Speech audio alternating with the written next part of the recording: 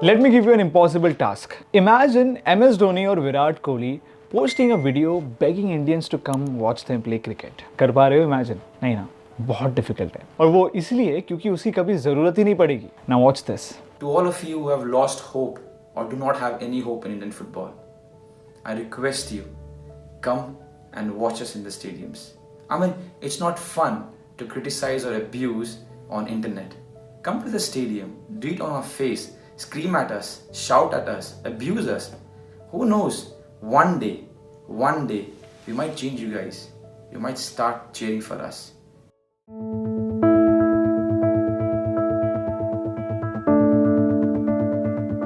This man is the captain of Indian football team. और सिर्फ इतना ही नहीं, क्रिस्टियानो रोनाल्डो और लियोनेल मेसी के बाद पूरी दुनिया में सबसे ज्यादा गोल स्कोर करने वाले एक्टिव प्लेयर्स की लिस्ट में इनका नाम 3rd प्लेस में आता है. But 4 years ago, there he was begging and saying, "Abuse us, but support us." Sunil Chhetri released this after the Indian football team outlawed Chinese Taipei 5-0 in Intercontinental Cup. लेकिन इस जीत को मनाने के लिए Mumbai football arena के stands खाली थे. All of this points us towards the lack of football culture in India. क्या सच में इंडिया में फुटबॉल कल्चर लैक करता है? इंडिया में तो पता नहीं, पर इसका जवाब शायद इस साल कतार में मिल जाएगा. FIFA, international association of football federation, 1930 से हर 4 साल में एक बार वर्ल्ड कप ऑर्गेनाइज करता आ रहा है, जिसमें 32 नेशंस प्राइज के लिए एक दूसरे से compete करते हैं. It is the top soccer tournament in the world. FIFA की रिपोर्ट के हिसाब से इस महीने कतार में हो रहे वर्ल्ड कप को विटनेस करने के लिए इंडियंस ने दोहा, कतार तक का सफर तय कर लिया है. To the extent that Indian football fans were the second highest group of visitors among the other nationalities. Around 60,000 Indian visitors कतार में अपनी favorite football team और favorite players को cheer करते हुए पाए गए. Underdogs like Saudi Arabia and Morocco were some of the other countries that Indian fans rooted for in Qatar. इसका सैड पार्ट सिर्फ एक ही है कि इतने सारे इंडियन फैंस होने के बावजूद उस स्टेडियम में इंडियन नेशनल एंथम प्ले नहीं किया गया because our country hadn't qualified for this years FIFA World Cup. But the question is, if Morocco can, why can't India? Morocco ने अपनी फुटबॉल जर्नी की शुरुआत से लेके आज तक ढेर सारा इतिहास रचा है. 1912 से 1955 यानी मोरक्को के इंडिपेंडेंस के पहले ये देश स्पेनिश और फ्रेंच प्रोटेक्टोरेट्स में डिवाइडेड था. वैसे तो सिर्फ नाम के लिए मोरक्को गवर्नमेंट देश को गवर्न कर रही थी. The actual power was divided amongst its French and Spanish imperialists. आजादी के एक साल पहले मोरक्को और बाकी नॉर्थ अफ्रीकन कंट्रीज के कंबाइंड सिलेक्शंस ने अर्थक्वेक के विक्टिम्स और उनकी फैमिलीज के लिए चैरिटी रेस करने के लिए मैचेस ऑर्गेनाइज किए, जिसमें मोरक्को ने अपनी ही फॉर्मर कॉलोनिस्ट यानी फ्रांस को हरा दिया. फाइनली 1955 में इंडिपेंडेंस के बाद royal Moroccan football federation establish हुआ and official national football team was formed. 1917 में वो ऐसी पहली अफ्रीकन टीम बनी जिन्होंने क्वालिफायर्स को पार करके वर्ल्ड कप तक आने का रास्ता तय किया. उन्हें हार जरूर मिली, but the defeat couldn't crush their desire and determination towards the game. 1986 में वो फिर से पहली ऐसी अफ्रीकन टीम बनी जो मेक्सिको में ऑर्गेनाइज्ड वर्ल्ड कप के राउंड ऑफ 16 तक आ पहुंची थी. पोर्चुगल को हराते हुए उन्होंने राउंड ऑफ 16 को भी पार कर लिया था, but they were eliminated by the West Germany 1-0. एक बार फिर ये हार उनके लिए एक इंस्पिरेशन थी क्योंकि अब वो राउंड ऑफ 16 को पार करने वाली पहली अफ्रीकन कंट्री बन चुकी थी. फास्ट फॉरवर्ड टू 2022, इस साल मोरक्को ने फीफा वर्ल्ड कप की हिस्ट्री को बदल दिया है. मोरक्को के फुटबॉल टीम ने ऐसा कुछ कर दिखाया है जो पिछले 92 इयर्स में किसी अफ्रीकन कंट्रीज ने नहीं किया है. It became the first African country to reach the semifinals. और फिर पिछले हफ्ते हुए मैच में क्रोएशिया को हरा के मोरक्को ने फीफा वर्ल्ड कप 2022 में 4th प्लेस हासिल कर लिया है. देखो, हमारे देश की पॉपुलेशन इस देश की पॉपुलेशन से 45 टाइम्स ज्यादा है. They have around 3.73 crore people on their land and we have around 140 crore people. Despite being such a huge country, हम सिर्फ 11 टैलेंटेड फुटबॉलर्स की टीम को फील्ड क्यों नहीं कर सकते?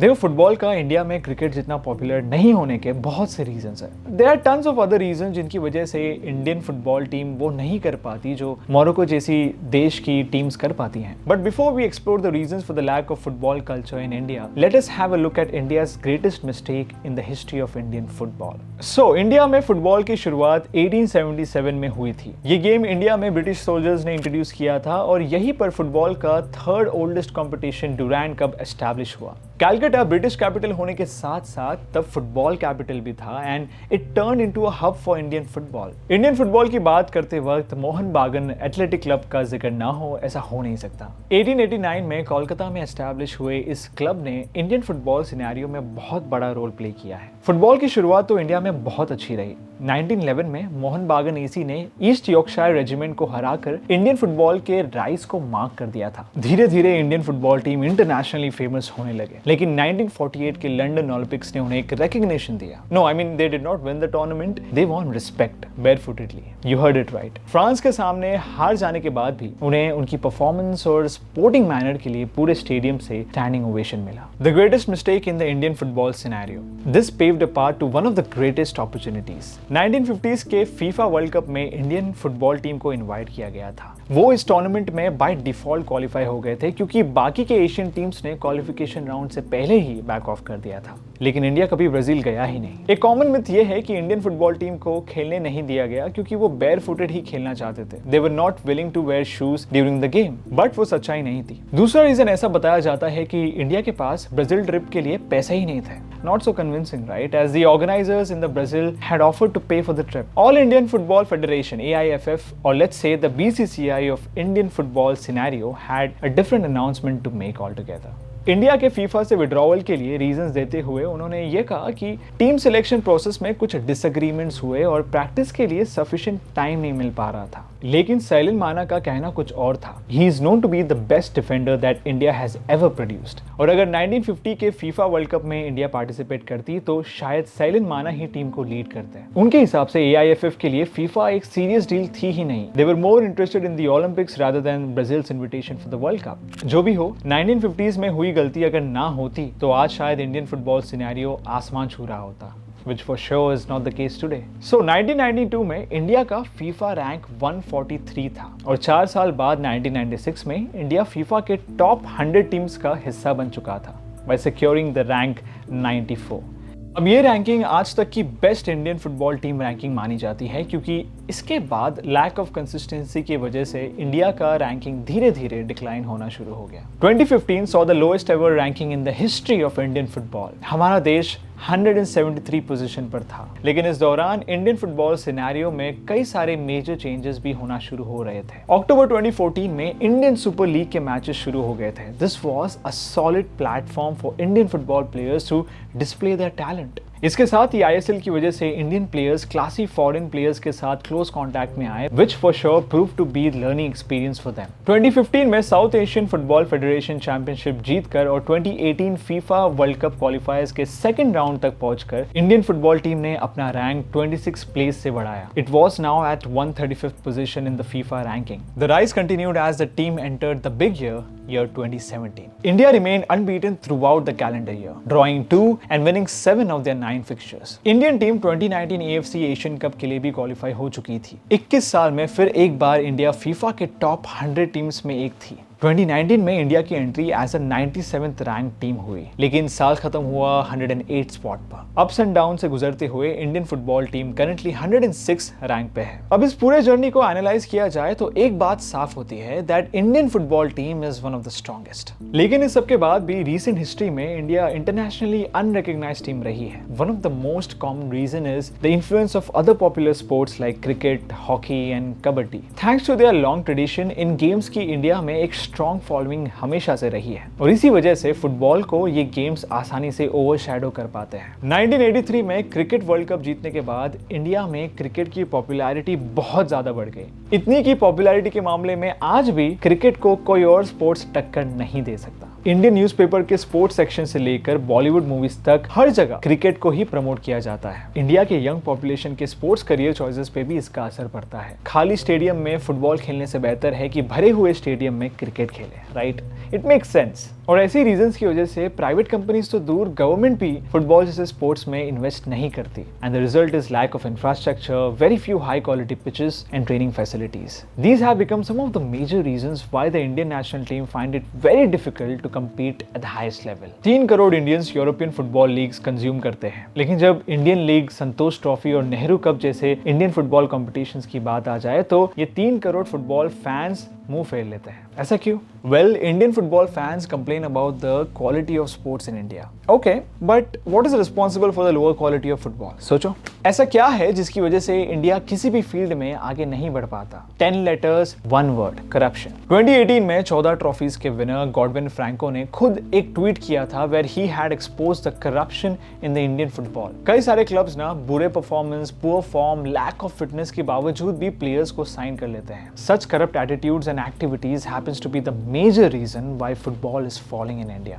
Genuine footballers तक तो ये करप्ट लोग अपॉर्चुनिटीज को पहुंचने ही नहीं देते हैं, और अगर पहुंच भी जाए तो ये उनसे छीन लेते हैं. AIFF जो इंडियन फुटबॉल की गवर्निंग बॉडी होने के नाते स्पोर्ट्स के डेवलपमेंट, प्रमोशन और एडमिनिस्ट्रेशन के लिए रिस्पॉन्सिबल है, वो भी सालों से करप्शन में डूबा था. इस साल अगस्त में फीफा ने AIFF को बैन कर दिया. इससे ये होने वाला था कि अक्टूबर में होने वाले अंडर 17 वुमेन्स वर्ल्ड कप 2022 जिसे इंडिया होस्ट करने वाली थी, वो नहीं हो पाएगा. और इस बैन को हटाने के लिए फीफा ने ये डिमांड किया है कि AIFF अपनी डेली अफेयर्स पर फुल कंट्रोल रिगेन करे without letting any third party interfere in the administration. लेकिन फीफा ने ऐसा क्यों कहा? इसका जवाब है एक नाम, प्रफुल्ल पटेल. प्रफुल्ल पटेल 12 साल से AIFF के प्रेसिडेंट रहे हैं, लेकिन स्पोर्ट्स कोड के हिसाब से 12 साल के बाद इलेक्शंस होने चाहिए थे for the selection of new president, जो कि नहीं हुआ. इस मामले में सुप्रीम कोर्ट ने भी इंटरवीन किया. As a result Praful Patel को उनकी पोजीशन से निकाल के COA यानी कमिटी ऑफ एडमिनिस्ट्रेशन को अपॉइंट किया गया, जिसमें 3 मेंबर्स थे. लेकिन प्रफुल्ल पटेल फिर भी COA और उनके डिसीजंस में इंटरफियर करने की कोशिश कर रहे थे, and all of this was not acceptable to FIFA and the Supreme Court had to interfere again. Finally FIFA के डिमांड्स पूरे करते हुए AIFF का पूरा कंट्रोल COA से AIFF के हाथों आ गया,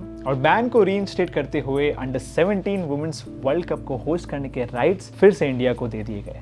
इतने सारे कॉम्प्लिकेशंस के बाद भी आज फुटबॉल इंडस्ट्री इंडिया में काफी हद तक ग्रो होने का पोटेंशियल रखती है. इस फैक्ट को मद्देनजर रखते हुए Indian football massive foreign investment witness कर रहा है. Rich folks like Mukesh Ambani are picking interest in football as a sport, and all of this can be a ray of hope for aspiring football players in India. ISL के बाद participation और viewership दोनों में significant growth observe की गई है. धीरे धीरे ही सही फुटबॉल के लेवल ऑफ प्रोफेशनलिज्म में ग्रोथ हो रहा है, and it is just a matter of time when Indian football fans will stand up with pride to the Indian national anthem playing at the FIFA World Cup. So that was it for today's video guys. लेकिन आपको क्या लगता है, क्या 1950 में हुई उस गलती को सुधारते हुए Indian team FIFA World Cup में फिर से क्वालिफाई हो पाएगी? Let us know in the comments. अगर आपको वीडियो पसंद आया तो इसे लाइक कीजिए, दोस्तों के साथ शेयर कीजिए, चैनल को सब्सक्राइब कीजिए. I will see you in the next video.